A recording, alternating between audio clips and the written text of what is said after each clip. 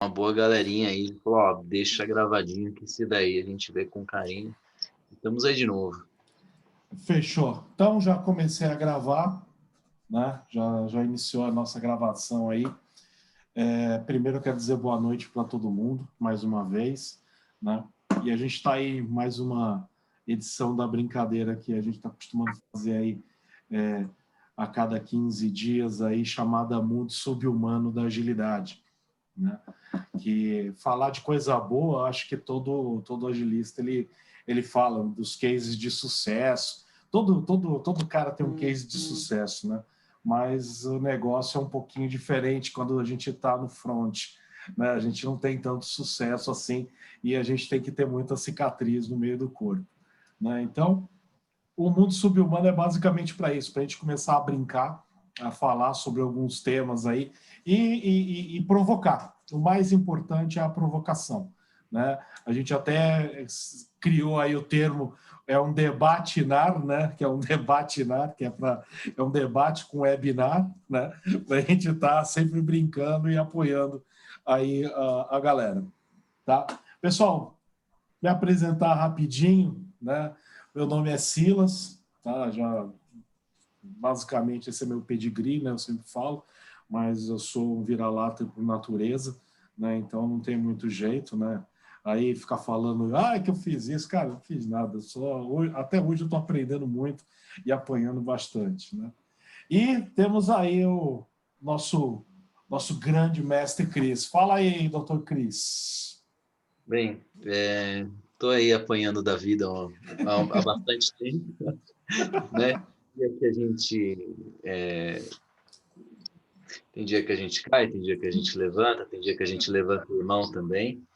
E é isso, tem uma trajetória aí já de muitos anos, de segmentos aí até, né? Desde TI, restaurante, startup. Então, vamos trabalhando em diversas coisas e dentro dessa jornada tenho trabalhado com agilidade em tudo, né? Desde a vida, né? De trabalhar com pensamento lean, com entregas pequenas. E no trabalho do dia a dia aí também, que nos gera sustento e muita alegria muitas vezes, né? E hoje vamos falar um pouquinho né, Isso é também. legal, a gente provocar depois esse negócio aí de agilidade na vida, né? Que é uma coisa boa, né? Então vamos falar dessa brincadeira aí também, porque é um tema legal. Olha o doutor Mancusi aí, meu irmão. Esse é o paraquedista, malandro. Esse é o paraquedista. De verdade. É o único que pode ser de verdade. Esse é paraquedista de verdade, né? Pode falar assim, não, putz, ó, teu agilista que é paraquedista. Tem agilista que é paraquedista. E já fica merchan. Quem quiser fazer solo de paraquedas, pode pegar o contatinho desse cara aí, que, cara, é ousado. É salto solo em quanto tempo, Mancusi? Quanto tempo para fazer o salto solo? É 3 dias, um dia de treinamento? Tira o mundo aí, vamos ver. Um dia. Um dia. Um dia você faz o treinamento e pula sozinho. Salta sozinho, né? Agilidade. Agilidade, né? Agilidade, né? Mas é real, cara. É um curso que ele existe de verdade, só tá preso na fita e tal. É isso aí. Então, isso aí vai ser o mais louco. Imagina, a gente fazer um submundo da agilidade falando de paraquedismo e no final sorteando um salto aí com o Mancusi, malandro. A gente vai fazer e aí é spoiler mais para frente, né? Tá para dezembro, com um grande irmão também, que é o Suman, né? Eu falo, ele de sanfoneiro, agora ele é aprendiz de rock balboa, né? Que agora ele foi para Filadélfia, né? Então ele vai estar aí com a gente também, grande brother, falando com ele. Então vamos lá, galera. Vamos começar essa brincadeira, né? E o que a gente vai brincar hoje, pessoal? Né? Vamos falar assim, a pergunta que eu sempre faço, e a gente estava brincando outro dia, né? Agilidade é novidade? Ou será que é um museu de velhas novidades? Essa é a grande pergunta. Porque a agilidade é nova. Não, temos o Manifesto Ágil, temos o Diabo 4, temos isso, temos aquilo, né?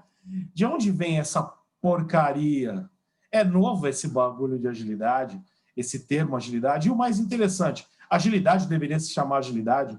Essa é a grande sacada que a gente gosta de tirar uma onda, porque, cara, você fala agilidade, todo mundo já põe velocidade na parada, né? Então, aí fica fantástico esse, fica fantástico.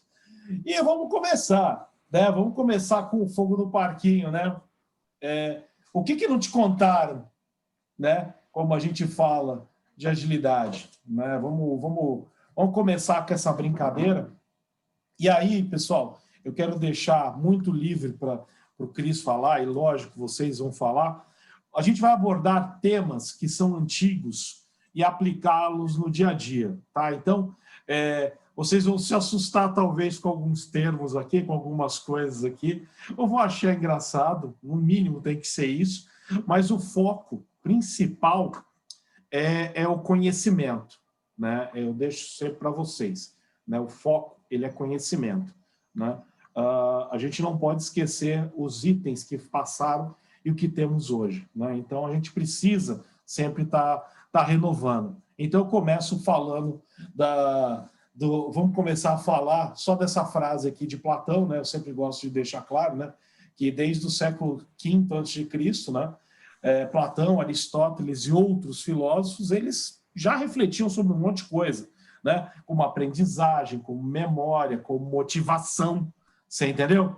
Sonho, comportamento, né? Aí eu coloquei uma provocação, daí para frente é tudo Ctrl+C, Ctrl+V, né? Ou como o Chacrinha falava, né? O Abelardo Barbosa, né? Aqui nada se cria, tudo se copia e dá um chazinho de pelim-pim-pim no negócio para ficar legal. É isso, Cris? Você concorda com essa parafernália? Também a questão da simplificação da linguagem, de adaptar termos, né? Por exemplo, um termo muito... se a gente for falar, por exemplo, de Shakespeare. Shakespeare, ele disse, ó, nossas dúvidas são traidoras e nos fazem perder todo o bem que poderíamos ter e não temos, pelo receio de tentar. Aí veio a nossa avó e falou assim, menino, quem não arrisca não petisca. E no final das contas é a mesma coisa.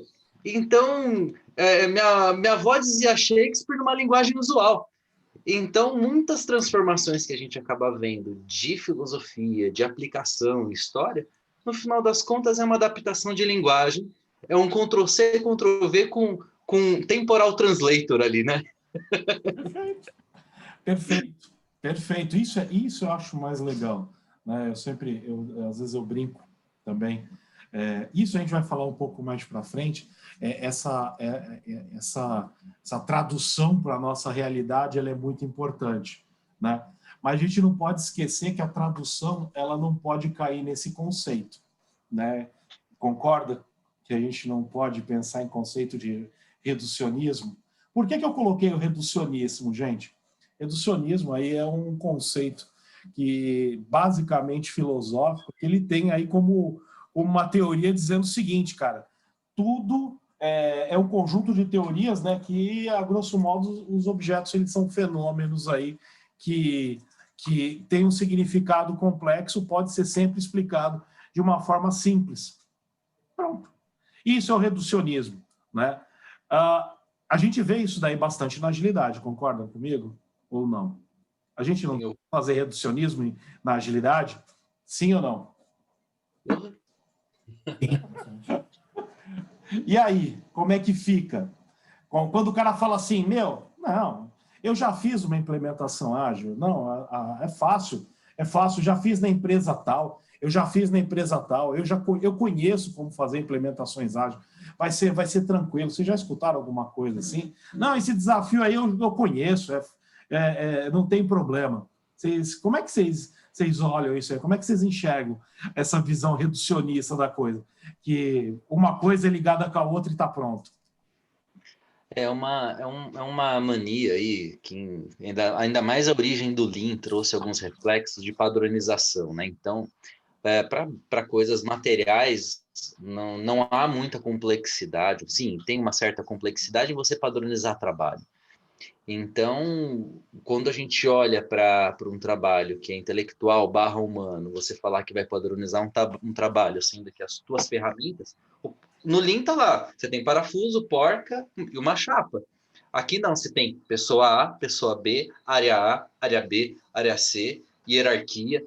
Opa, não é bem assim, né, colega? Concordo. Eu dou um exemplo que as pessoas, elas quando me fazem pergunta, falam assim, não, mas Silas, você já fez alguma implementação? Você já trabalhou? Você já fez trabalho de governança? Você já fez implementação disso? Eu falei, já. Ah, então então é tranquilo para você. Eu falei assim, não, peraí, eu já fiz lá. Eu sei o caminho de lá. Eu sei que tem que ir de A para B, mas eu não sei se esse A para B dentro da sua empresa é uma linha reta, é uma linha torta, tem que voltar para Z e de Z tem que ir voltando até chegar no A. Eu não sei como é que é. É a mesma coisa. Eu moro em Santos, né? O Mancuso morava também, né? O Hélio, que está aqui, mora em Santos também. Tem uma galera de Santos aí. Cara, para ir para São Paulo, a gente tem um caminho. É fácil.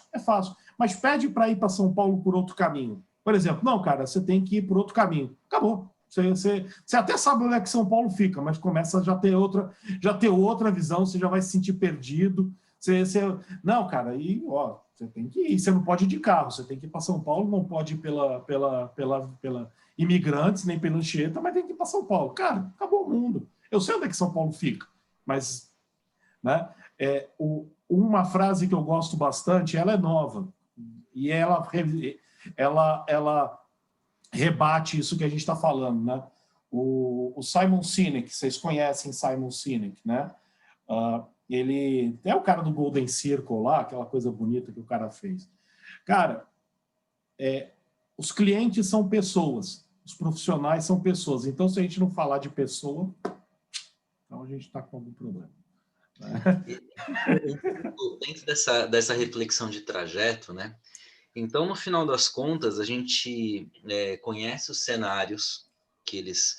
existe uma coisa... Então, acho que vale a pena separar o approach comercial de venda, desde você se vendendo para uma empresa, no momento de alocação e tudo mais, desde uma área comercial de uma empresa que vende agilidade, onde o produto fim é esse tipo de sonho. Mas só quando a gente está falando de sair de Santos para São Paulo, uma coisa é você ter clareza do objetivo, outra coisa é você ter certeza do trajeto. É isso aí. Então, cara, o rolê todo é muito caótico. Então, lidar com transformação. Beleza, eu sei o patamar que eu posso levar essa empresa. E agora, para chegar lá, vai pegar muita chuva de granizo, vai pegar congestionamento, vai pegar batida, caminhão de pedra que tomba no caminho, né? E quiçá a gente chega realmente, se a gente, no mínimo, encontrar uma via desobstruída. Né? E agora, e quando tem a via obstruída? Cadê o reducionismo de... Não, você chega de Santos para São Paulo? Ah, eu chego. Tá, amanhã, então, 10 da manhã você está na Paulista? E para garantir essa informação? Eu vou tentar. O Evandro escreveu... Ô, Evandro, depois fala, velho. Entra aí para falar, irmão. Tá aí, entrou, já vamos pro fogo. O Evandro coloca aqui, é filosófico. Nosso cérebro busca simplificar tudo e jogar no sistema 1. Olha, o cara já veio com o sistema 1, malandro. Cara, coisa ali, ó. Velho, o cara já jogou sistema 1 na parada. E aí, como ele até provocou isso daí, ou seja, o que a gente faz é isso aqui, basicamente, né? Que é o processo de mecanicismo. Né? Ou seja, que é aquela que determina, né, determinística, né, que todo fenômeno explica por casualidade. Então, a gente tenta simplificar analisando casualidade de forma clara. Eu coloquei aqui umas provocações mecânicas de agilidade, do tipo decisões de cima para baixo, comando e controle. A gente responde muito isso, né? Não, a resposta dela tem que estar certa, o nosso pensamento, o pensamento dessa pessoa é linear. Então, a gente acaba tendo uma visão muito retilínea, e é bem o que o Evandro colocou. A gente joga no sistema 1 e tem por objetivo diminuir o grau de casualidade para que a gente não aumente complexidade e a gente simplesmente entenda. O ponto, eu acho que é buscar sempre sair desse sistema 1. Né? Eu gostei muito do que o Evandro colocou. É excelente esse ponto. Né? E o mecanicismo acontece no nosso dia a dia, galera? Acontece? Porra. A todo momento, né? Inclusive na hora que a gente vai explicar algum termo novo, quando a gente chega numa empresa que nunca passou por um contexto desse, a primeira reação é mecanicista. É comparar Lé com CREA ali, sendo que não tem nada a ver uma coisa com a outra. Ah, não, gerenciamento de projeto, é tudo igual. Não, ser Scrum Master é tipo um gerente de projeto, então, calma. Tem uma que eu gosto bastante, não sei se vocês gostam dessa. Eles não têm mindset. Eles não têm mindset. Né? Seja o Mind 8, o Mind 9, né? O Mind 9, você entendeu? Eles não têm. Isso é visão mecanicista? Sim ou não? Cara, quando você joga a culpa no mindset, acho que é uma desculpa de frouxo. É o que a gente costuma falar para os caras. Não arrumem muletas, né? Aquele negócio. Não venha com muleta. E a gente dá falando a muleta do cara. Não, o cara não tem mindset. Então já tem uma muleta. Não, tá difícil arrumar essa equipe porque ela não tem mindset. Pronto, arrumamos lá meia dúzia de muleta e a gente não está entregando a transformação porque tem uma meia dúzia de muleta lá que tá dificultando o trampo. E olha a beleza, inclusive, das lições do passado, né? Encontrar a origem, né? Entender a origem das restrições. Você pega uma literatura de Goldratt, você pega um pensamento Lean, né? A primeira coisa tá, onde? Né? Quer ser mais moderno, falar do Simon? Encontre os 5 porquês, porque não dá certo. Tá bom, vamos ser moderno. Então. Mas se você for ver lá desde o Gold, cara, cadê? Explore as restrições. Cadê? Legal, você não está conseguindo, mas aonde está a restrição? Não, o problema é tudo. Tudo o quê? Tudo aonde? Tudo quem? Né? E trazer essas restrições é uma lição já não tão nova. Por mais que ela seja reciclada e remoldada e reembelezada, tá aí já faz um bom tempo. Mas o mecanicismo traz isso até de um ponto de vista mais numa dualidade, né? Tipo, ou é sim ou é não tem um ajuste, né? Mas então, aí o que a gente fala, né? E é legal eu provocar isso daí, porque qual que é o grande conceito? Cara, para a gente combater algo, a gente tem que ficar fazendo o quê? Trabalhando sempre para essa mudança. Sim ou não? A gente não fala de processo de repetição, a gente trabalhar sempre para, temos essa visão, e aí a gente fica toda hora mudando essa visão ou trabalhando para que essa visão seja modificada, né? Por que eu falo isso? Porque logo depois que a gente fala de mecanicismo, a gente tem que falar de Pavlov. Esse cara é o pai das cerimônias Scrum, você entendeu? Por quê? Porque o Pavlov ele fez aquele teste com os peixinhos, né? Ele acendia a luz do aquário e jogava comida. Acendia a luz do aquário e colocava comida. Acendia a luz do aquário e colocava comida. Até a hora que ele acendia a luz do aquário, os peixes já subiam porque ia ter comida. Então, ele, quando ele montou esse princípio, que é o princípio do condicionamento clássico, né? Ele falou o seguinte: a gente tem que executar várias vezes as ações para que elas fiquem dentro de quem vai executá-las. Tem um vídeo clássico, acho que é dos macacos, né? Que eu acho que todo mundo já deve ter visto, aquele que toma um choque, aí fica tomando choque, aí vai outro lá e toma choque, né? E isso daí é muito importante da gente falar. Hoje, o que a gente fala muito de ciclos de repetição, né? E aí, Pavlov tem a ver com esse ciclo de repetição, seu Cris? Como é que você... Cadê o Cris? Perdeu o vídeo aí. Caiu o vídeo. Tá aí, Cris? Capotou? Cris... Cris deu uma... Mas, enfim, por que a gente fala isso? Né? Até a hora que o Cris voltar, ele toma a palavra aí. Por que a gente fala desse ponto, galera? Hoje o que a gente fala, e aí falamos de agilidade e principal... voltou, tudo bem? Eu tinha, desculpa, eu tinha trancado minha esposa e minha filha para fora. Não, tá bom. Eu também. Quem Eu tô... nunca? Quem nunca? Desculpa. Então, desculpa, tô doido. Cara, a gente tá falando de ciclo de repetição, Pavlov. E aí? É importante para o processo de aprendizado e aculturamento do que a gente explica até hoje dentro de áreas de agilidade?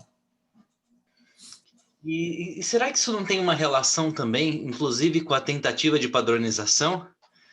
Né? Então, não deixa de ser um processo evolutivo. Eu estou tentando padronizar que algo aconteça sem que eu precise ficar falando. Estou tentando automatizar um processo comportamental através da repetição. Então, bateu 9 horas, a galera já se mexe, opa, hora é da dele. Se bobear no domingo, o cara acorda até mais cedo. Ah, não, hoje não. É justamente isso. É uma teoria relativamente antiga, né? Que está aí para ser utilizada. E por que a gente veio brincar com isso? Volto a dizer, tudo que a gente aprende, está vendo hoje na agilidade, são teorias que a gente já vem carregando já há muito tempo. A gente só está botando aí uma pimenta nessa bagunça, né? O que a gente percebe bastante é a falta, muitas vezes, de conhecimento de como que se atua, né, em relação a condicionamento. Que aí a palavra condicionamento, as pessoas não gostam de falar, não, a gente tem que criar uma cadência, né? Então, cadência é o nome gourmetizado do condicionamento que você fala. Então, quando você fala de cadência, já imagina, você está ali fazendo que a galera repita, tá?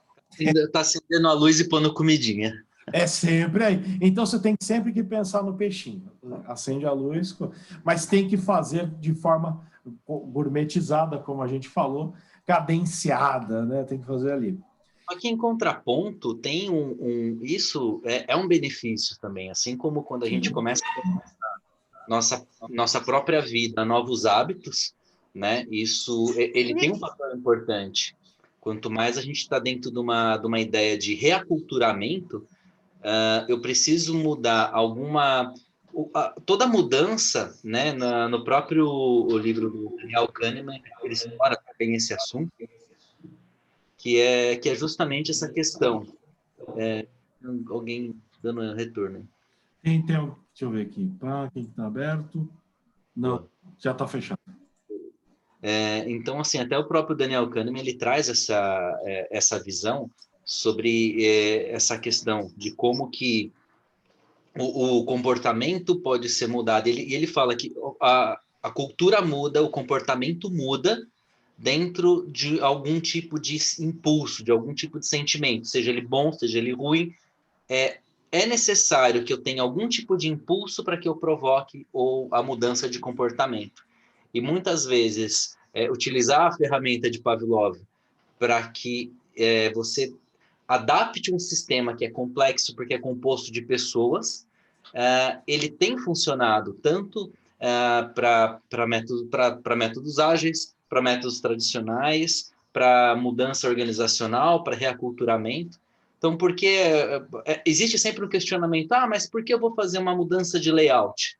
Porque eu preciso provocar um estado de mudança nas pessoas para que isso, de repente, seja estopim de algo mais. Então, isso é tão intrínseco na mente humana que, pelo fato de funcionar, as pessoas fazem. O problema é quando fazem sem saber o funcionamento. Aí é outro ponto. Fala aí, Helio. Na verdade, vem contra isso que o Cris falou, e às vezes a gente nem precisa falar da cadência, mas a gente tem que falar um pouquinho de disciplina, né? Quando a gente fala da agilidade, a gente fala muito de disciplina e de cumprir os ritos e de cumprir a cadência, mas de cumprir cerimônias e rituais. Enfim, a gente não consegue dissociar a agilidade de uma disciplina num lugar tão anárquico que a gente está vivendo, né? Eu acho que é isso mesmo. Se o ser humano ele precisa de uma rotina. Ele trabalha por rotina, então independente da forma que seja, ele precisa ter uma rotina. E uma outra coisa que é verdade, para você produzir mudanças, tem que tirar, a pessoa tem que sair da área de conforto. Enquanto ela está na área de conforto, você não consegue mudança. Ou seja, o que você está me dizendo é que a zona de conforto dele tem que ser a mudança. Não, você tem que tirar para que ele faça a mudança, né? Não que a zona de não, conforto. a zona de conforto dele tem que ser a mudança. Ah, Ou seja, ele tem que ser confortável com mudança. É isso, né? não. Porque se ele está confortável, ele não vai sair. Você tem que tirar aquilo dele para ele se mexer e procurar uma outra área confortável, vamos dizer assim. Mas você está provocando uma mudança, né? Não, Como que ele fala assim, mudar, fazer uma mudança de layout no escritório. Ele está percebendo ali que Eu está acho que tem tirando.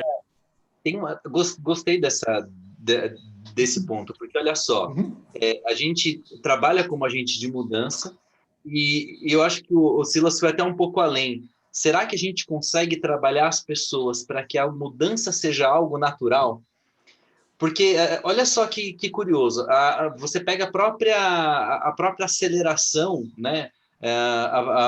A própria lei de Moore, você pega a aceleração que as coisas estão mudando de um passo tão grande, aonde para o meu pai é ok 20, 30 anos numa mesma empresa. A gente fica um ano no lugar já começa a ficar com os picuá cheio já, porque a gente se reaculturou a questão da mudança. Então, uns mais, outros menos, mas quando a gente trabalha uma mudança organizacional e aí mexemos um pouco nas pessoas. Agora, o salto adiante o normal agora é mudar, porque as empresas precisam se adaptar aos clientes. Se você pega o próprio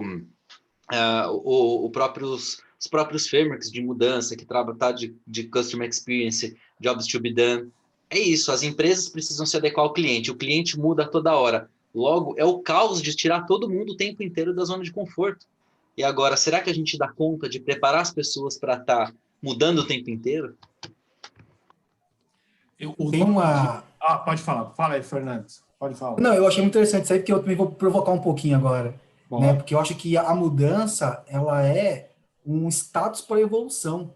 Vamos voltar um pouquinho lá atrás, na evolução humana. Se você não levantar, se você não tem uma evolução.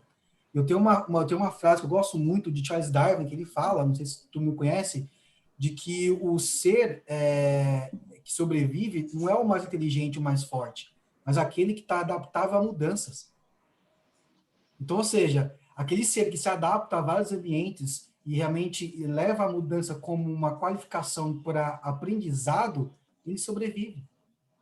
Então, deixa também essa provocação também. Essa daí, né, eu gostei dessa frase, né, né, o Charles Darwin, não é o mais inteligente, nem o mais rápido, é o que se adapta, né? Esse cara é bem interessante, até porque a galera não fala que foi ele que falou essa frase. Né? Em 1962 que foi feito. Mas, independente disso daí, isso é muito importante. O ser humano ele tem que aproveitar a capacidade dele de adaptação. E a gente tem desconforto em adaptação. Esse é o ponto. Porque toda adaptação, toda mudança, ela gera desconforto. E como desconforto, a gente tem a tendência a não gostar. A gente tem a tendência ali a rechaçar. Mas a gente vive em ambiente coletivo. Né? É importante isso. O ambiente coletivo provoca uma outra coisa na gente, que é chamada de conformismo social. Isso daí depois vocês pesquisam, que é de Solomon Asch, né? Em 1940. O Solomon Asch fala o seguinte, que o ser humano, ele, quando é inserido num grupo, ele vai trabalhar com aquele grupo e, se ele estiver alinhado com o grupo, independente se está certo ou se está errado. Né? Tem até um vídeo que é legal, que é um estudo que foi feito relacionado a colocaram várias pessoas sentadas numa cadeira, aí a luz acende, a mulher entra sozinha, e aí todo mundo levanta da cadeira, e a mulher começa a levantar. Todo mundo que estava combinado sai, a mulher continua sempre levantando da cadeira. Isso é o conformismo social. E aí a gente volta de novo. Às vezes a gente trabalhar em grupo, e esse é o ponto, a gente não ter condição, muitas vezes, de perguntar, ou não ter nem a predisposição para perguntar. A gente, não pode perguntar. É desse jeito porque é. Porra. Síndrome de Gabriela, eu nasci assim. Isso aí, a síndrome de Gabriela é o que a gente chama de conformismo social. Esse é o termo, né? Esse é o termo mais importante do conceito. Se a gente não olhar isso daí, não pensar que essa quebra tenha que acontecer, isso daí nunca, o ser humano ele não vai conseguir sair desse estado. E outra, o ambiente é muito importante para isso. E foi aquilo que o Hélio falou. Ele tem que ser tirado daquele ambiente, ele tem que ser retirado e colocado em outro. Você entendeu? E eu depois, mais para frente, a gente até pode brincar. E tem um estudo bem interessante aí, para quem quiser pesquisar também, que fala muito. E aí é de uma pesquisadora chamada Elizabeth Kluber-Ross, que é a curva, né, que é dado como a curva da morte. Então, a mudança para a pessoa é basicamente uma morte do que ela estava fazendo anteriormente. Então, ela vai passar por estágios de luto, né? Então, depois procurem, que vale a pena vocês entenderem isso daí. Porque a pessoa ela vai lutar contra isso, né? E aí eu brinco, né, com esse ponto. Veja só onde é que a gente foi parar. A gente está falando agora de comportamento e de forma como interage uma pessoa com outra. E, principalmente, a gente agora está falando de adaptação. A gente parou de falar de agilidade. Olha só, a gente parou. E a agilidade, quando ela veio aqui para o Brasil, a palavra agilidade era o quê? Basicamente, não, a pessoa tem que se adaptar, tem que mudar, e o resultado ele tem que ser rápido, né? Mas essa é a grande provocação que a gente está fazendo. Essa é uma brincadeira muito legal. E eu gosto de tirar esse dia para fazer isso, né? Ficar provocando desse jeito, né? Quem chegou aqui? O Danilo chegou? Aí, tá falando. O Evandro falou que o Danilo chegou. Dá um oi, Danilo. Pode falar. Não vai falar? Tá tudo com medinho. Entra, mas não diz nada, né, galera? Tirando isso, e aí vamos pegar, vamos dar um pulo de pavlovianismo, vamos trazer uma coisa mais para a realidade da galera. Então a gente começa a pensar em coisas mais mecânicas. A gente está falando, é reducionismo, mecanicismo, e a gente está começando. Cara, e o cara que deu uma bicuda nisso aí? O cara chegou, ele pegou ele tirou da prateleira do supermercado e botou dentro da Toyota, mano. O cara pegou tudo e tentou resumir de uma forma extremamente simples. Cara, não tem ser humano, não tem nada. O que tem é basicamente ações que você vai fazer de forma simples. E viu isso no supermercado. Isso, para mim, foi uma genialidade. É uma genialidade que é fantástica. Concordas, doutor Cris? Olha só, resumir essas 3 brincadeiras que a gente falou, girando de uma prateleira e colocando dentro de uma empresa, né, mano? E ele pegou um momento, né? O colega dele, agora me fugiu o nome, tinha vindo para Detroit para ver as montadoras, viu que estava rolando e tal, e viu que os caras estavam penando pra caramba. Ele falou, cara, legal, fiz o benchmark, mas nada daquilo serve pra gente. Simplesmente, a conclusão foi essa. Ele, e aí? Falou, cara, eles têm espaço, a gente não, eles têm condição de fazer estoque, a gente não, eles têm verba para isso, a gente não. E aí, qual é o melhor que a gente faz com o mínimo que a gente tem? A gente não tem espaço, muita verba. Deixa eu atrapalhar um pouquinho, né? Mas ele pegou sim, cara. O meu cabelo tá mais feio que o do Cris, então eu não vou ligar a câmera, beleza? Bota a tiara aqui, né, gente, mano? A disputa aqui, tá feia, cara. São os menudos da agilidade. Então, só os velhos que entendem, né? Os menudos, né? Mas tudo bem. Assim, o Ford, cara, existe uma briga aí, né? Para falar que o pessoal da Toyota não pegou nada do Fordismo, né? Mas pegou sim. A questão da padronização e mecanização, né? A questão da padronização ali, para você ter a tua linha de produção, um produto, né? Porque aquilo lá foi simplificar, né? O que o Ford fez. O cara da Toyota se inspirou também no Ford, né? E aí segue o jogo aí, vocês que manjam pra caramba, né? Mas o Lean, ele tem essa questão, né? E a gente falando de DevOps hoje, né? O Ford já automatizou há quanto tempo, né? Que ele se inspirou no mercado de carnes lá, né? Na indústria de carnes, para fazer aquilo que ele fez com a linha de produção dele. Então, assim, a gente vê que realmente é uma cópia da cópia da cópia da cópia de alguma coisa que vai melhorando, né, cara? De acordo com o contexto. Sim. E é muito importante isso. A gente, para mim, e aí colocando isso, existe essa briga, fato, né?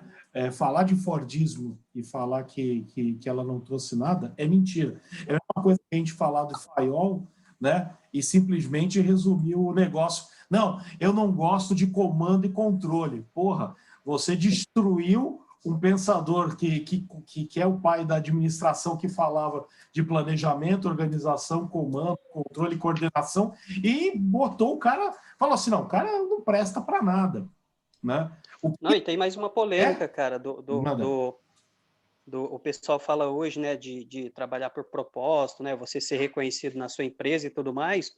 O Ford, na época que ele fez a revolução dele lá, a Ford era quem pagava melhor, cara, até o dobro do salário. Então, tinha um status, o cara trabalhava menos na fábrica dele e ganhava mais do que os outros. Então, assim, essa parada de valorizar o funcionário, ele também começou lá, Sim. Entendeu? Depois a gente viu lá no Vale do Silício, outras coisas aí acontecendo, mas, cara, o cara fazia isso em 1900, entendeu? Sim, brincando, até porque que eu falei do Fayol? Justamente porque o bagulho é muito antigo, já teve esse tipo de incentivo. Quando a gente fala hoje, minha empresa é muito de comando e controle. Porra, eu falei em várias reuniões, eu falei assim, o problema não é o comando e controle, o problema é você não adaptar o comando e o controle que está acontecendo. Porque sempre vai acontecer de formas naturais isso daí. Você entendeu? Você tem que adaptar, né? Que nem eu falei, você tem que adaptar planejamento, você tem que adaptar a organização, você tem que adaptar a comando, você tem que adaptar a sua coordenação, você tem que adaptar o seu controle. Simplesmente pegar e falar, porra, não serve para nada isso. Falar que o Ford não contribui também é absurdo. E isso que a gente gosta de trazer dentro do subhumano, por quê? Para tirar uma onda mesmo, ficar falando essas doideiras que a gente fica puxando aí de filosofia, dessas maluquices que eu e o Cris, a gente entendemos a mesma coisa, estou vendo que o Evandro também fica noutras, temos a mesma doideira. E olha só, pegando esse gancho de comando-controle, a gente tem que também ter a compreensão dos novos tempos. Então, na questão do Fayol, você tinha simplesmente as decisões centralizadas. E hoje o grande ganho está na pulverização disso, com um agravante, com o achatamento da camada média. Hoje, como a gente está trabalhando em sistemas mais enxutos, eu tenho que conectar a estratégia direto com quem faz. Então, esses intermediários, muitas vezes, eles causam o efeito telefone sem fio. Então, aí começa a ferramenta de OKR, você entra em várias grandes novidades, abre aspas, para tentar achatar, né, essa herança de Fayol, para que a gente consiga uma aceleração da estratégia para o resultado. Porém, a estratégia não anda sozinha, ela é retroalimentada por quem executa. Então, a grande complexidade hoje da gerência média, que é onde a gente começa, que acaba defendendo essa questão de controle, ela entra justamente nesse viés. E aí, do nada, você está olhando assim, olha um framework moderno, né? Fly levels, tal, e aí você começa a falar, opa, eu estou vendo aqui do estratégico para cá, alguém voltou, mas eu quero entender essa força melhor desse nível 2,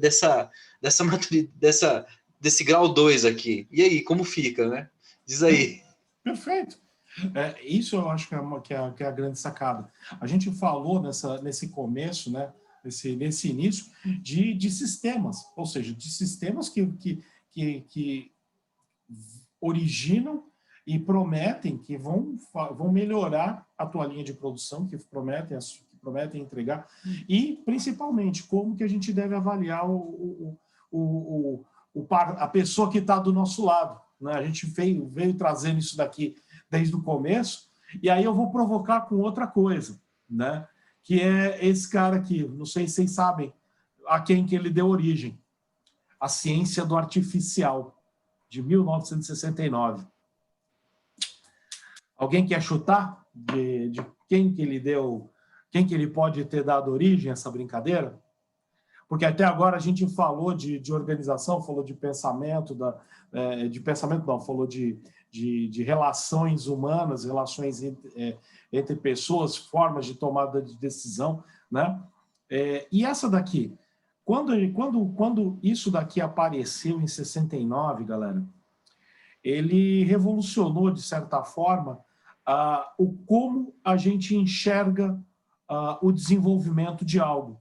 Então, esse cara aí é o pai do Design Thinking, né? Essa é a primeira vez que alguém começa a olhar o Design Thinking, né? Ou seja, o design pensando no pensamento, né? E nesse cara, por isso que ele falou, a ciência do artificial, né? Como é que o cara ia fazer isso daí, né? Isso daqui é bem interessante, porque ele monta uma estrutura intelectual para acomodar fenômenos empíricos, que é basicamente o que o Design Thinking faz. Né? Concorda comigo? Ele pega aí certas ideias, alguns fenômenos, aí, algumas coisas, e tenta acomodar. E a cada estudo, a cada coisas que realmente acabam sendo utilizadas em maior escala, é natural que a gente veja, de novo, as coisas vão se simplificando para que se adapte à linguagem. Então, cara, um puta do estudo da parte neurolinguística, baita do estilo de convívio social, como porquê de um duplo diamante, como que eu pego os resistentes, trago eles para um debate, para que a gente emerja uma solução comum do grupo. Cara, isso é um estudo de comportamento humano, inclusive por isso que ele traz essa nomenclatura, que ele foi traduzido de uma forma mais simplista de novo, mas não é novidade, são coisas antigas, e se você cavucar mais um pouco, você acha a origem da origem disso. Sim, essa é a grande sacada. Né? Então, já desde 69, as pessoas já estavam pensando em acomodação de itens empíricos e tentando acomodar. O que é mais famoso não é esse livro. Esse daqui é o livro famoso. E aí até as pessoas citam, né, como o originador, né, que é Experiências em Visual Thinking, né, ou seja, a experiência do pensamento visual. A capa é bem psicodélica, né? A primeira vez que eu tinha visto, eu achei que era um disco do Pink Floyd, né? Ou de algum doido maluco. Mas não, isso é um livro, eu até coloquei aí o link para... Depois a gente compartilha o PDF, né? Vocês podem olhar, ele está à venda e é bem interessante. O mais importante é que esse foi o primeiro livro, né, falando de experiência visual, que ele conseguiu abordar o conceito. A gente esboça uma ideia, a gente vê e imagina como é que ela vai funcionar. Olha só, a sacada dos malucos. Né? Também dá até medo de olhar para esse livro, né? A cara do livro dá medo, você entendeu? Mas olha só, lógico, não teve tanta venda, mas ele é um livro considerado uma referência, é bem legal, né? Boa. Pessoal, tendo isso, e a gente falou do design visual, a primeira vez que surgiu a palavra Scrum, né, que foi uma palavra bonita, hoje é o que a gente vende aí, é o que a gente trabalha, é o nosso, para a maioria aqui é o ganha-pão, né? Olha lá. Depois fica aí a dica para vocês. Primeiro lugar onde se apareceu a palavra Scrum, você entendeu? Que é o novo jogo do desenvolvimento de produto, 1986. Eu tô percebendo um toque mecanicista aqui, impressão minha. É isso aí. Olha lá, overlapping, development, building stability, claro que é. E eu vou mais além, né? A gente tem os pilares do Scrum também, né? Tem os que a gente fala do Scrum. Isso daqui é o próprio rebate. Não estamos dizendo que Jeff Sutherland ele não seja o cara que manteve isso daí. Mas a origem não é deles. A origem ela é um pouquinho antes. Né? E só fica a dica aí como uma consulta. Né? E tu, Cris, quando o pessoal fala assim, não, que o Scrum é novo, que a agilidade surgiu com o Scrum, como é que fica isso aí na tua cabeça? No começo, quando a gente estava aprendendo, era legal, né? Depois que passa da fase romântica, aí eu tive um problema com a agilidade, que foi o seguinte: eu trabalhei na Toyota em 2005. Então, a minha base de Lean veio do chão de fábrica. Então, quando você começa a trabalhar lá, sendo consultor, sendo funcionário, os caras te dão um puta de um banho de loja. Te ensina a questão do Gemba, de Genbutsu. Cara, ele vai te ensinar várias coisas, inclusive o próprio Jidoka, né? Que a gente estava falando agora há pouco de automação, para eles é Jidoka. Então, você aprende um monte de conceito, entende a importância de trabalhar com ciclos curtos, tal, você começa a ver a linha, Aí, quando eu tive o meu primeiro contato, eu lembro que foi com o meu primeiro contato com agilidade foi com o Juan Bernabo, né? Não sei quem conhece ele. Já tinha trabalhado com ele, ele nem pensava em agilidade ainda. Hoje ele tem até TED. Business Agility. Ele é o cara do Business Agility. Na época, eu conheci ele em meados de 1998, 99.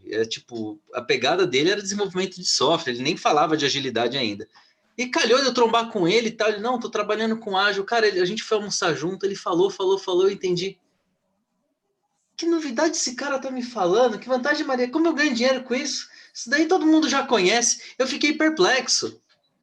Uns 2, 3 anos depois que eu comecei a ver o pessoal falando de novo desse assunto, eu falei, deixa eu me aprofundar um pouco. Eu saquei o que o Juan quis dizer. Na verdade, é aquilo que a origem estava ali, ela foi moldada a um novo sistema, aplicada a um lugar onde nunca havia sido aplicado antes, que é o mundo de software.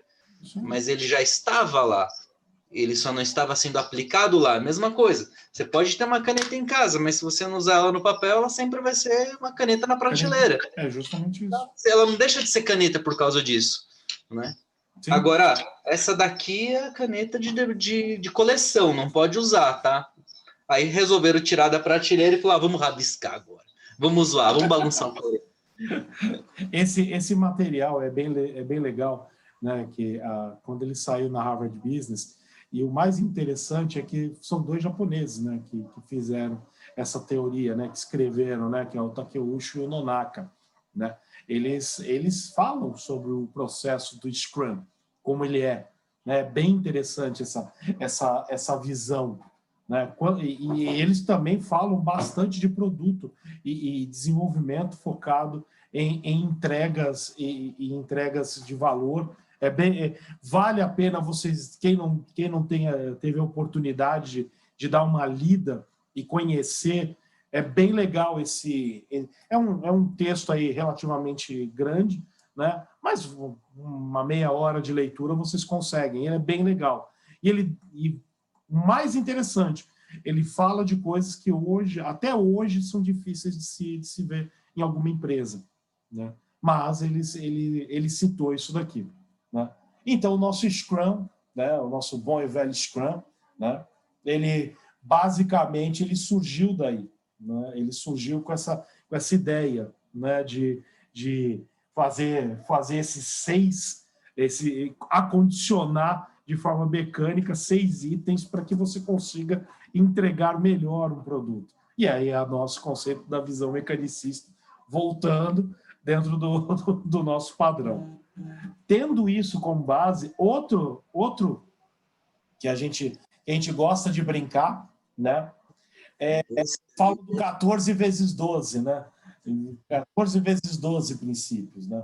Então, eu falo disso com uma tranquilidade muito grande. Eu adoro quando as pessoas falam, não, mas a agilidade ela surgiu com o manifesto e os 12 princípios, e aquela coisa toda, aquela monstruosidade. Romantismo. Romântico. É bonito, eu acho legal que os caras foram para lá, aí todo mundo se reuniu, né? Putz, foi uma coisa maravilhosa. Eu não tiro o valor disso, em momento algum, mas é legal você entender o fomento disso daí. E a gente pega um fomento muito importante, pega o fomento vindo de Deming, né? E aí eu tomei a liberdade de fazer algumas correlações aqui, né? O Deming tem 14 princípios e o manifesto tem 12. Esse bate-papo de hoje eu e o seu Silas brisando a respeito de Demi, paiol, de agilidade. Ele falou, cara, vamos brincar disso, vamos. Então, aqui é a origem do bate-papo aí. Esse cara que originou essa brincadeira que a gente está fazendo aqui hoje. Por quê? Porque, cara, é legal falar, né?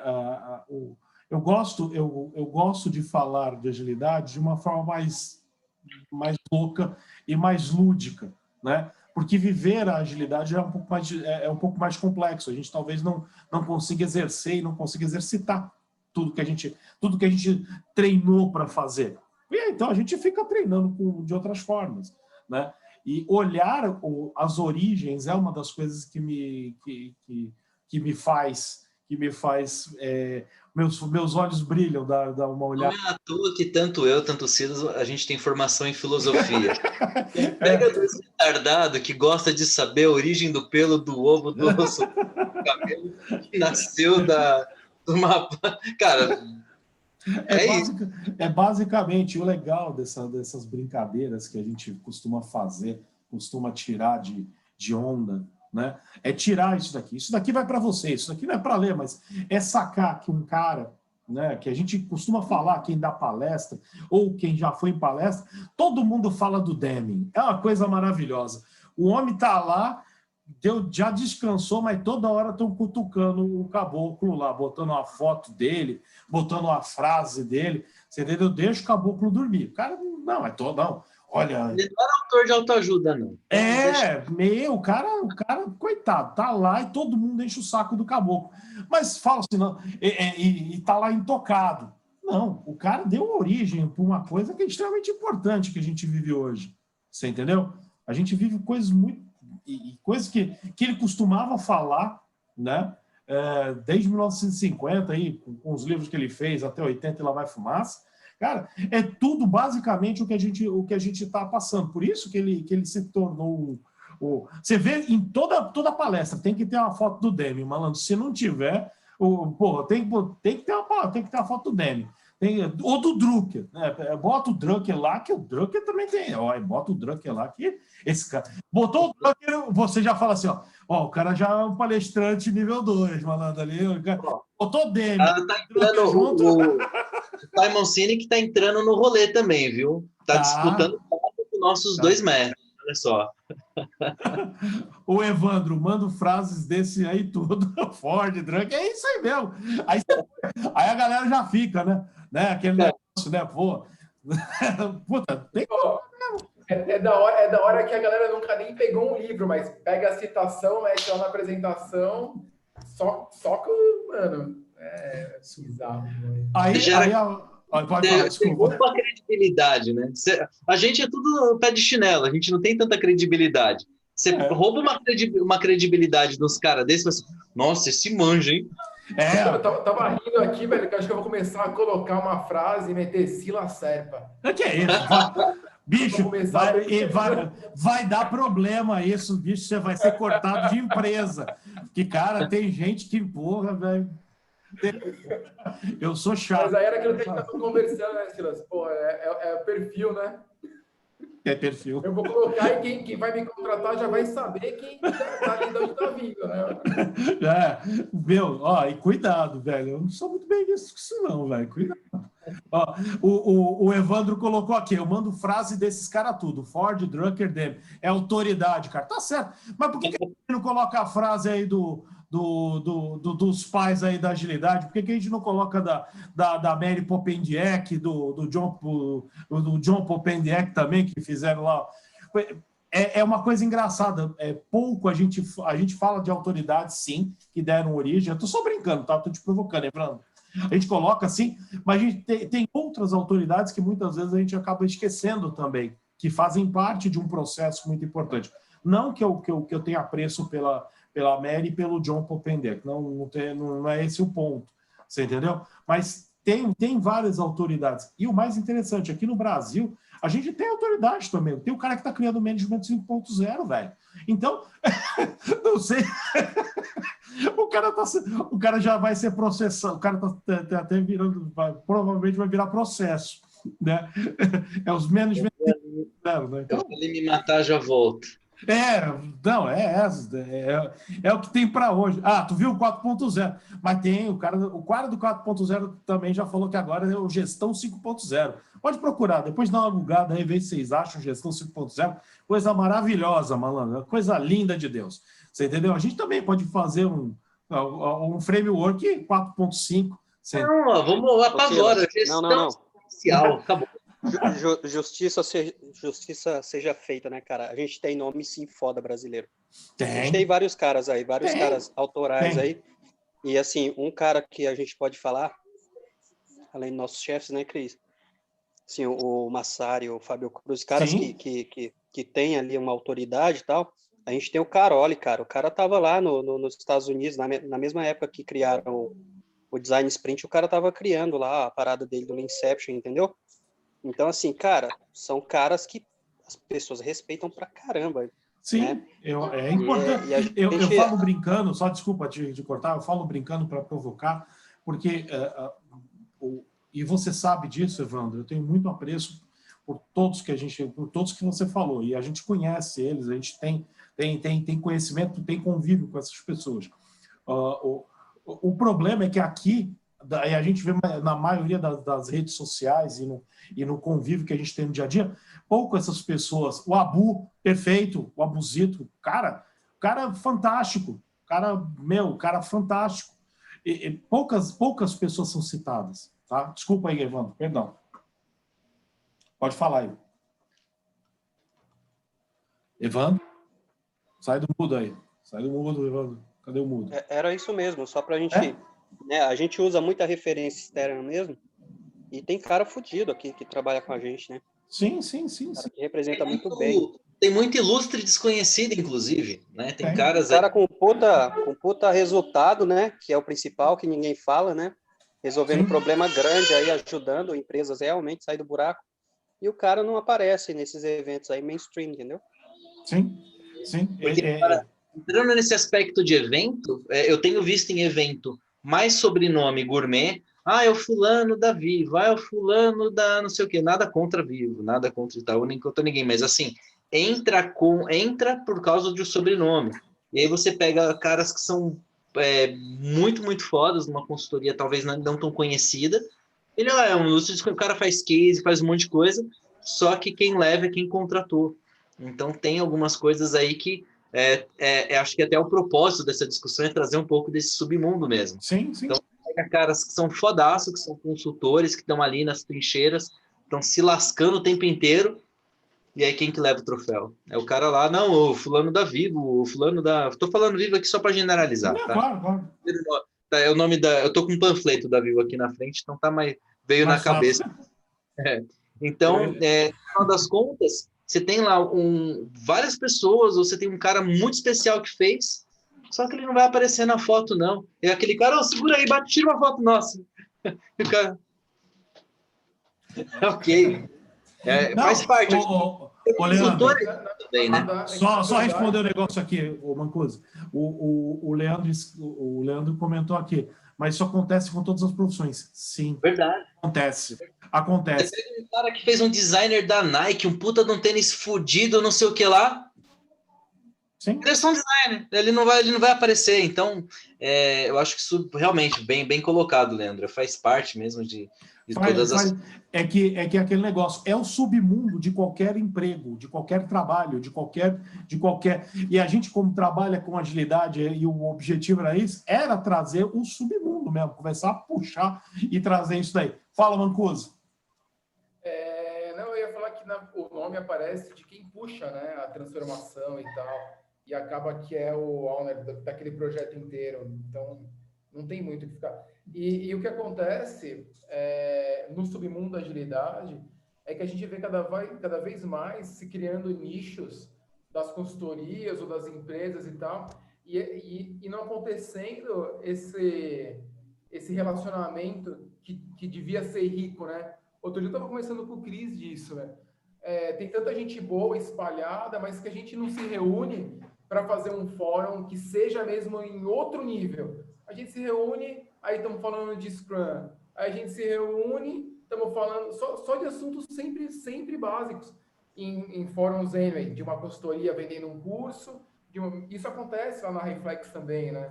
Isso é ruim, porque a gente nunca evolui para um outro patamar de discussão para ver qual que é a ciência real que está por trás disso tudo, qual que é a filosofia que está por trás disso tudo. É isso que eu sempre sentia muita falta. E também A gente não sabe se está acontecendo hoje muito legal, mas a gente, pô, não vê acontecer, né? Sempre, sempre. É, submundo, velho. olha só que curioso, ó. A gente está aqui em 15 participantes, por quê? Não é assunto modinha, cara. Se colocasse aqui, Submundo mais OKR. Você é louco?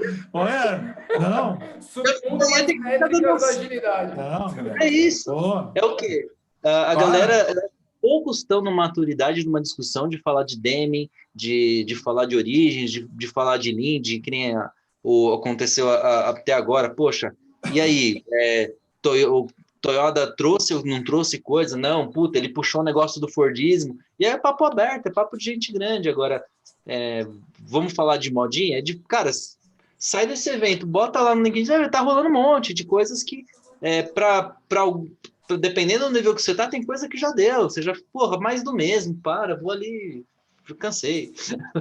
Outra, né? Ô, Silas, para fazer sucesso, tem que, mano, fazer um curso, escrever um livro. Se escrever um livro sobre métricas, então, porra, é sucesso absoluto. Jesus. Cara, é aquela velha história. Eu sou muito simples. Eu não, quem me conhece, e a maioria aqui tem contato comigo aí, né? Cara, eu não sou cara de palco. Eu não gosto muito de palco, não. As minhas doideiras, quem faz sou eu, você entendeu? Quando eu faço alguma coisa externa, é porque alguém me chamou para fazer. Mas aí eu começo a falar minhas doideiras, aí o povo fala, pô, cara. Então, eu dei um treinamento sobre técnicas de priorização. Cara, eu ensinei o povo 10 técnicas de priorização. Tô mentindo, Hélio? Foi legalzinho o curso? O que você achou, brother? Pô, foi muito legal, cara. A galera saiu pirada, né? É muito foi louco. Muito simplesmente você fala assim, cara, o povo não sabe priorizar, velho. Tô dando 10 técnicas aí para vocês. Toma aí, fica com Deus e vai que vai. Malandro, o povo comentou bastante. Então, cara, é um assunto que todo mundo conhece, mas você pode fazer alguma coisa legal que acople no dia a dia da pessoa e que o cara plugue, faz um negócio aqui e já comece a usar no dia a dia, né? Eu vejo isso com uma entrega de muito mais valor. Cara, a gente fala, e eu deixo isso muito claro, putz, vamos dar um treinamento de OKR. Cara, qual vai ser o gap aí para você implementar? Você sabe dos desafios que vai estar nessa implementação? Você sabe no desafio disso, daquilo? Então, muito disso acontece. As pessoas elas não compartimentalizam, às vezes, o conhecimento para entregar em doses ou em pílulas, para que a pessoa consiga aí ter um mínimo de discernimento. Pô, imagina um curso que o cara explica Cara, o primeiro curso de Scrum que eu fiz na minha vida, eu falei assim, Jesus Cristo, isso aí não presta pra porra nenhuma. Desculpa o palavrão, mas foi isso que eu falei. Jesus, que lé com cré é esse? Não estou entendendo nada. Você entendeu? O cara me veio com aquele funil que se faz ser ágil e fazer ágil, né? Aquela coisa maluca, né? Vocês já viram também isso daí em vários treinamentos. Ou o cara faz o ágil ou o cara é ágil. Meu... Um corredorzinho, esse cara é ágil. Nossa. Que aí a gente pensando no conceito, isso imita o cone da incerteza. Você entendeu? Técnica de 1986 que a NASA desenvolveu para fazer cálculo de variabilidade de foguete, né? E aí é um cone, mas o cone está desse jeito. Aí, em vez de fazer né, eu falo, cara, pô, será que não podia fazer dali, desse jeito? E aí você vai começando a perceber, né? Aqui, ó, o Leandro. Aqui, se fosse para falar de modinha, mas me lembra de RH ágil. RH ágil, mano. Esse aí, brother. Esse aí, põe no teu currículo que tu vai ser chamado por umas 15 empresas. E mexi com RH ágil. Né? Esse daí é bom. Pessoal, vamos partir só para para os dois últimos aqui. Vocês já ouviram falar desse livro aqui? A Máquina que Mudou o Mundo? E aí, né, do Womack, né? Só coloquei isso daqui, né, para vocês. Por quê? Porque esse livro foi quando eles começaram, e aí, como o processo ele é antigo de Lean, e o Chris e a galera sabe muito bem disso, mas foi a primeira vez que o Ocidente começou a ter uma visão mais forte de Lean. Esse cara é considerado o marco do Lean no Ocidente. É muito doido isso, né? Manda bala aí, Cris. O que tu acha? Cara, eu tive uma dificuldade, né? Eu passei aí por diversas escolas de Scrum, escola de Kanban e tal. E aí, dando um curso de Lean junto com Kanban, eu fiquei sem assunto para Kanban, porque eu só fui fazendo um checklist. Já conversamos. Esse ponto aqui em específico ficou bonito o desenho, mas olha só, já conversamos. Então, é uma questão bem importante, é o pensamento. Então, se a gente for falar Customer Experience, identificar o que é valor para o cliente. Mapear o fluxo e identificar o desperdício. Cadência, sistema puxado, entender o fluxo de processo, usar um quadro Kanban como ferramenta, implantar um fluxo de valor contínuo, esteira de valor, da ideia à entrega. Adotar sistema puxado, beleza, não sobrecarrega o sistema, vai trabalhando com entregas parciais para que você não acumule muita coisa. Busca da perfeição. Poxa, eu fiz uma retro e gerei um plano de ação para a próxima sprint, que é uma beleza.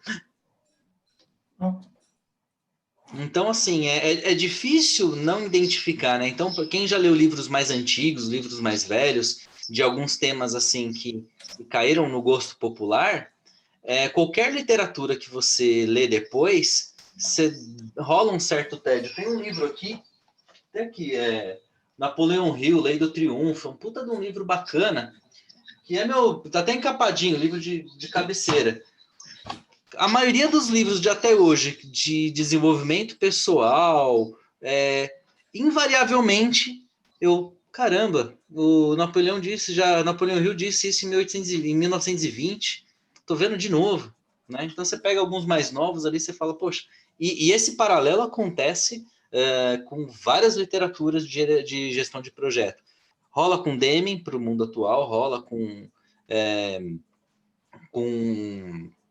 a Máquina que Mudou o Mundo aqui. Então, cara, tem várias do James, tinha fugido o nome. Né?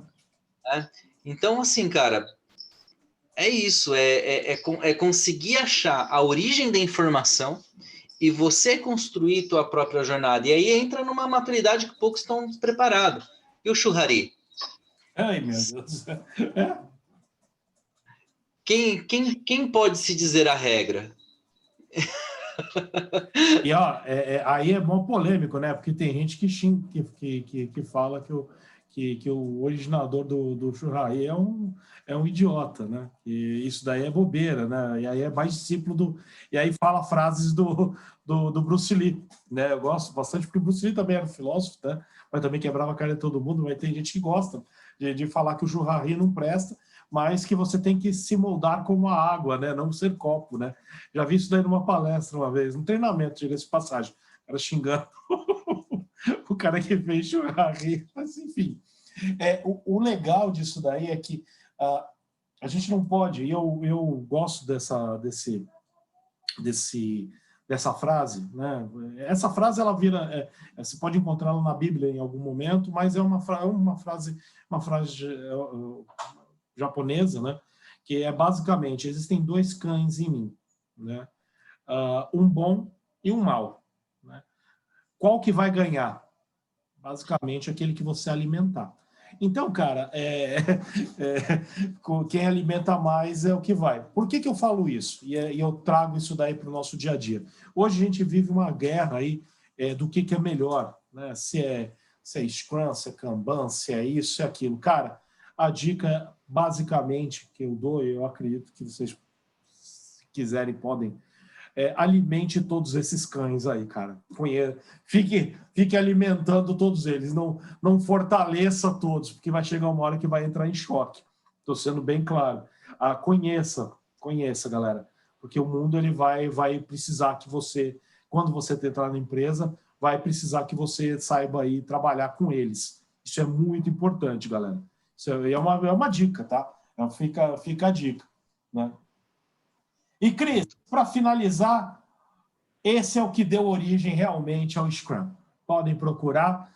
E aí né, que são os problemas perversos e soluções justas, se vocês lerem ou pegarem os prefácios, vocês vão ver que está totalmente descrito como é que se monta. Isso daqui foi feito para engenharia de software, né, que é do Peter DeGrasse, né, e ele fala sobre todo o processo de desenvolvimento ágil pensando em Scrum. Lógico, mas não fala do Scrum.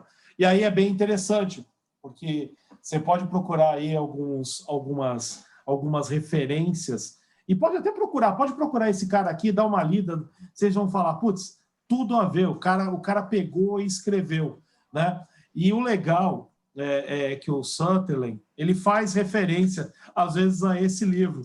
Ele fala, olha, pode procurar no Scrum.org que você vai achar algumas referências ao Peter DeGrasse, que esse cara aí que fez. É muito interessante esse livro.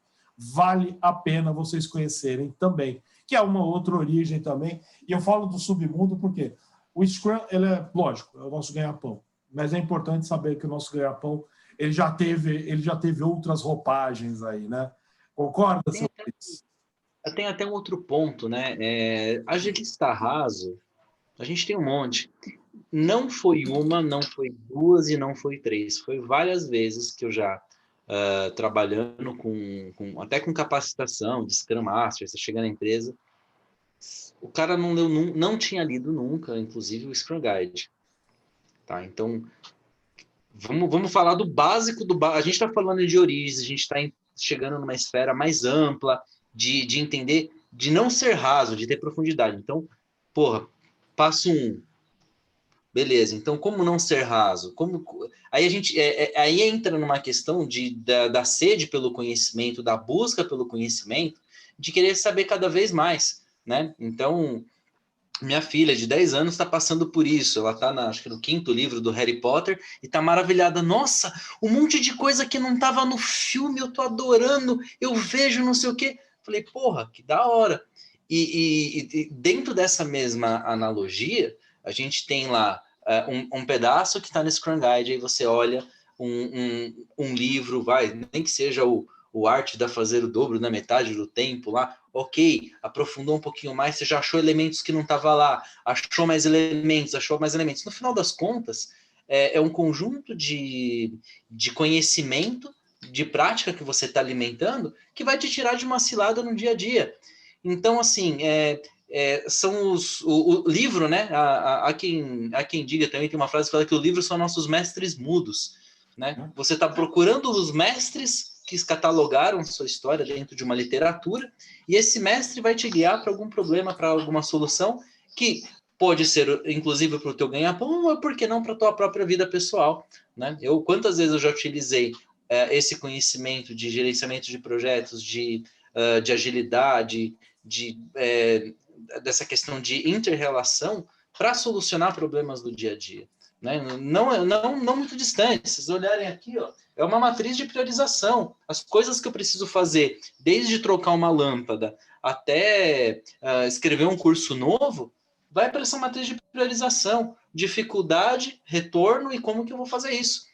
Então, isso aqui é entrar no dia a dia. E quem me ensinou isso? Foram os livros, foram os mestres. Então, quando a gente sai do mundo mais raso de entender só do básico, vai buscando cada vez mais, isso enriquece o ser humano, isso enriquece para que a gente se torne pessoas melhores, né? O que é uma pessoa melhor? Aquela que vai ajudar mais, aquela que vai dividir mais e aquela que consegue multiplicar mais dentro do seu convívio, né?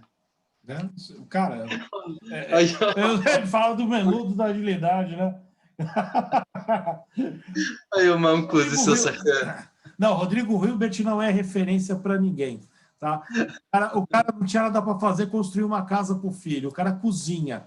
O cara, isso não é referência, isso é ponto fora de curva. Então a gente não pode colocar esse tipo de pessoa no meio de qualquer conversa.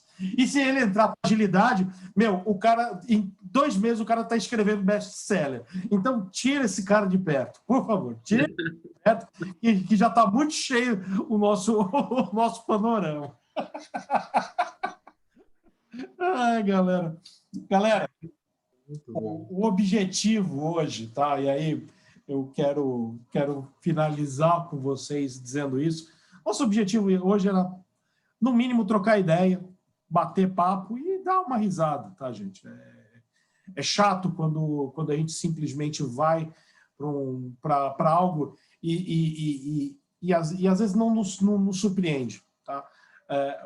A surpresa aqui era basicamente falar lé com cré, né? Tirar uma onda, pegar uns assuntos malucos e botar na roda para tirar uma onda. Por quê? Porque, gente, o nosso trabalho, no nosso dia a dia, só quem está ali sabe o quanto que o front ele é complicado. Nós lidamos com pessoas. Então, cara, se a gente não tiver momento, né, de fazer um momento que a gente fale dessas idiosincrasias, e como eu gostei desse tema, né, até a Tati que está aqui, que falou assim, pô, Silas, vamos falar de uma coisa doida tua aí, que você costuma falar. Fala do submundo das coisas. Eu falei, pô, submundo não, vou falar do sub-humano. Não quero falar de submundo, não quero falar de sub-humano mesmo. Cara, porque você é contratado para ser... Não, o cara é Agile Coach. Malandro, a gente chega lá e, tem que mover mesa. Não, tira a mesa daqui, põe a mesa ali, limpa quadro aqui. Não estou criticando a tarefa, não é isso. Mas a gente tem os nossos momentos também de idiosincrasias, né? Teve uma empresa, né, não vou nem citar, que eu fiquei com o dono do clavicurário. Eu cuidava das chaves das pessoas, então a pessoa tinha que ir lá tirar a chave comigo. Cara, chega a ser bizarro. Não, isso é responsabilidade do Agile Coach. Você que dá as chaves para a pessoa ir lá e abrir o armário, ela depois ela tem que te devolver. Cara, tá bom, é isso. Né? O submundo é pior, mas o sub-humano é muito mais engraçado. Né? Entra nessa questão de... quais são as expectativas a respeito de um trabalho de um agilista no final das contas, né? Então é um acordo normalmente muito mal feito, Quais são as suas expectativas? O que você gostaria? Não, quero que você faça tudo. Ok, mas qual... E aí, e olha só como chega a ser contraditório. A gente trabalha na empresa para que a gente ajude a empresa a alcançar maiores resultados. Para isso, a gente precisa trabalhar para que a empresa tenha objetivos claros, para que a gente multiplique isso dentro das equipes e tal.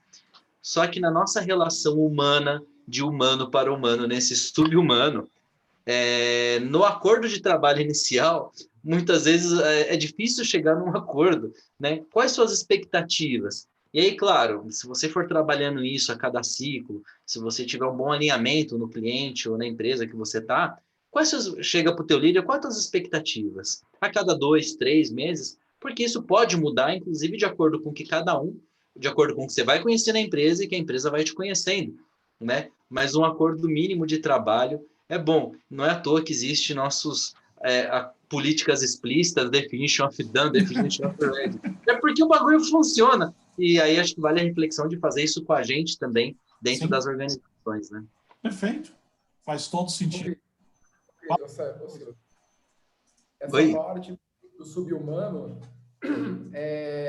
tende a ficar pior, né? Enquanto a gente continuar de verdade na superficialidade e ficar de verdade aceitando esse ser o sub-humano, né? A real é que hoje os que conseguem se destacar é porque tem um respaldo profissional, pelo menos no meu caso, de 20 anos de área de TI, e aí ganha o skill da agilidade, consegue observar com outros olhos e fazer um novo modelo de gestão. Na verdade, talvez seja tudo isso, seja isso que a gente esteja procurando, né? A gente não, empresa, A empresa, gente, né? Fazer um modelo novo de uma gestão, e eles acreditam muito que a gente vai conseguir fazer isso, mas baseado em quê? Talvez algumas poucas pessoas consigam, mas e todo o resto que está na superficialidade e que vai ficar movendo mesa e colando Kanban na parede e mexendo papelzinho, ou seja, é uma... Olha que curioso, Mancusi, isso volta para o começo da nossa conversa. voltamos, e eu ia falar a mesma coisa, né? Tostines vende mais porque é fresquinho ou é fresquinho porque vende mais? Vendido. Qual a expectativa quando você chegou? Qual a expectativa? É o que foi vendido. O que foi vendido, nós transformamos tudo porque temos uma receita padrão, porque sabemos como implantar tal coisa. Olha que damos volta, e olha, puta, perfeita colocação. E aí, você entra contradizendo a venda, ou você entra com um novo paradigma? Será que você vai estar entregando o que foi prometido? Que era o caso das chaves. Sim. Cara, isso vai acontecer sempre. Sempre. Eu estava numa reunião há poucos dias atrás, o cara falou, Silas, você pode fazer uma Inception de 1 hora? Eu falei, cara, posso. Aí o cara deu o nome, né? Não, mas é a Inception do Caroli. Você consegue fazer rapidamente ali 1 hora, são 4 pessoas? Assim, olha só, agora a gente piorou a situação. Porque, para mim, Inception é um alinhamento de visão. Um alinhamento de visão. Você não conhece ele? A gente consegue. Mas, cara, fazer passo a passo aquele trambolho, né? Com todo o perdão da má palavra, e é fantástico o que ele produziu, mas fazer em 1 hora, eu falei, não, aí agora a gente já está começando a inverter. Porque o que acontece?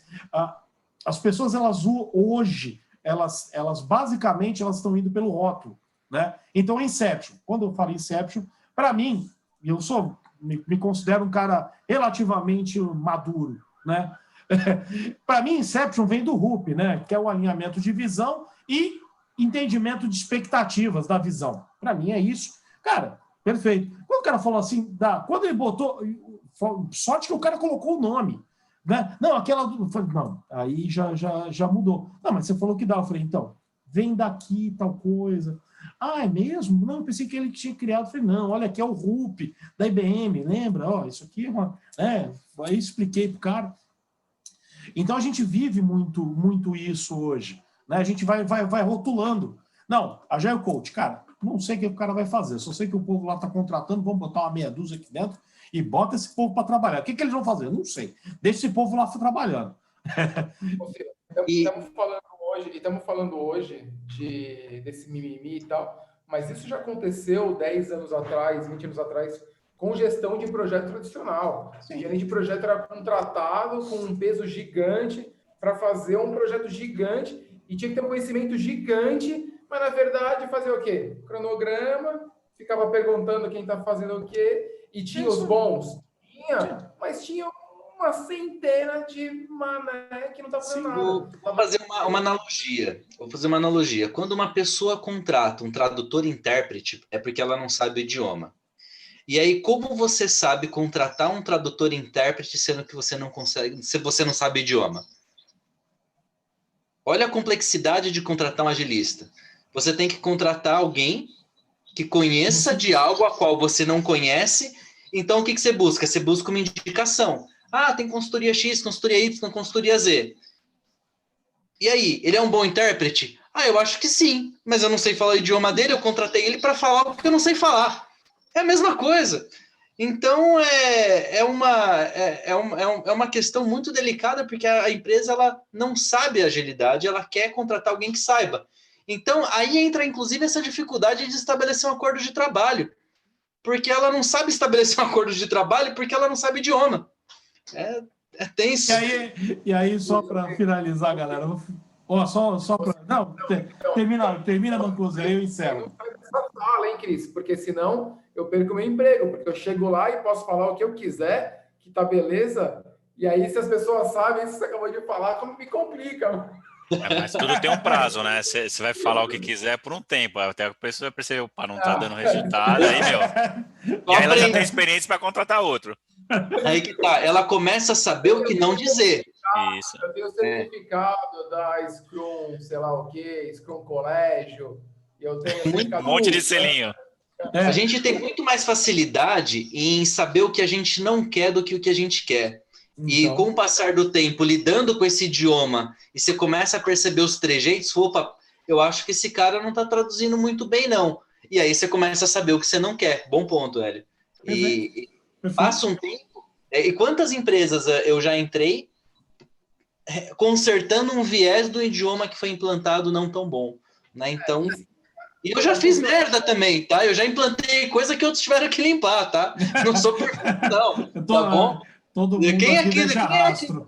principalmente em começo de carreira, não fez merda pra caramba, né? Porque é apaixonado, não tem tanta profundidade pela inexperiência, e essa é a vida, né? E ainda eu sei que pode ser que daqui um ano eu chego, 2 anos, 3 meses daqui, falo, porra, que bizarro que eu fui. e ok. A métrica dele é se está dando resultado ou não, porque no fim das contas ele está investindo dinheiro, ganhando dinheiro de algum canto. É isso e se aí. aquele ciclo está girando e está melhorando, show. E se não está melhorando, mano, não tem agilidade, não tem porra nenhuma. É isso aí. Gente, para finalizar, eu vou até colocar a frase aqui do Leandro. E eu me pergunto, capitalismo, entregas, tempo é dinheiro? E o debate vai longe. Pô, a frase tava boa, era só colocar um autor bonito, porra. Aí você era credibilidade? Pô, desculpa, Leandro. Aí escrevia no final, Drucker. Pô, cara, aí você já matava. Botou. Porra. Galera, que escreve Drucker embaixo, porra, dá uma credibilidade. Galera, eu tenho só que agradecer. Eu vou passar para vocês aqui um link para vocês preencherem o nosso... Por quê? Porque a gente faz um bagulho relacionado ao propósito que a gente quer, que é bate-papo mesmo, tá? E coloquem lá, escrevam, tá? Vejam, e aí sugiram também alguma nova... um novo bate-papo, falar sobre alguma coisa mais doida ainda, e a gente vai ficar trazendo, tá? O objetivo é sempre isso, é sempre ter um bate-papo, uma coisa mais leve, tá, galera? Eu não sou... Eu gosto de dar treinamento, sim, mas é do meu jeito. Então é por isso que eu parei de dar treinamento, né? Cheguei nessa conclusão. Eu sou muito chato, é o que eu gosto de fazer do meu jeito. Você entendeu? Então, galera, eu agradeço ao Cris. Muito obrigado, Cris, irmão, por você estar aqui. Agradeço essa galera linda que veio. E, Cris, considerações aí, meu irmãozão. Eu tenho aí um presentinho aí para quem gastou aí um pouquinho da sua noite hoje. Me mandem um e-mail aqui no cristiano@voaone. Só escreve no título de e-mail "eu quero", só para eu saber que são vocês. É um treinamento que eu estou lançando entre essa semana e a semana que vem. Vou mandar o link do Udemy, né? É um curso novo de Product Manager da estratégia mensuração mais Job to be done. É um pouco de uma abordagem prática do que ninguém conta para os nossos Product Owners, tá? A gente fala o que ele precisa fazer no dia a dia, mas não fala tão bem. Então, já validei esse treinamento, eu tenho rodado em algumas empresas aí, agora eu resolvi fazer essa gravação. E aí vocês vão ter com exclusividade aí por minha conta. Aí, galera, subhumano é isso. Valeu, cara. É um ajudando o outro. Cara, é o mínimo. É meu cara, aí, tamo junto. De alguma forma. Tamo junto sempre. Galera, eu agradeço a vocês. Agradeço, Cris. Agradeço o pessoal pela paciência de escutar os dois lá. Vai pôr o link? Fala aí, fala uma coisa. Oi? Tu não vai pôr o link? Eu pus o link coloquei no chat. Tá aqui no chat. Tá aqui. Passou. Tá tudo no chat, pessoal. Tem que dar uma rolada aqui, né? Eu coloquei no chat, né? Dá uma olhadinha, respondam aí, mandem um e-mail pro Cris, ele vai fazer isso daí. Cara, e é isso. Que venham aí os próximos subhumanos. Já vou dar um spoiler. Tem um camarada nosso que vai participar aí com a gente em breve também, né? Falei com ele, o nosso sanfoneiro da agilidade. Vai fechar daqui a pouco a reunião, vai no pontilhadinho, dá um save chat, tá? Para não perder o que a gente publicou aí. Não, perfeito. Save chat. Save chat. Boa, chat saved show folder. Pronto. Então, galera, dá um show folder aí que vai aparecer a pasta. Já vi. Galera, eu agradeço. Obrigado. Valeu. Fiquem com Deus. E tamo junto, galera. Valeu aí pelo dia aí que vocês nos deram. Valeu. Até mais. Tchau, tchau.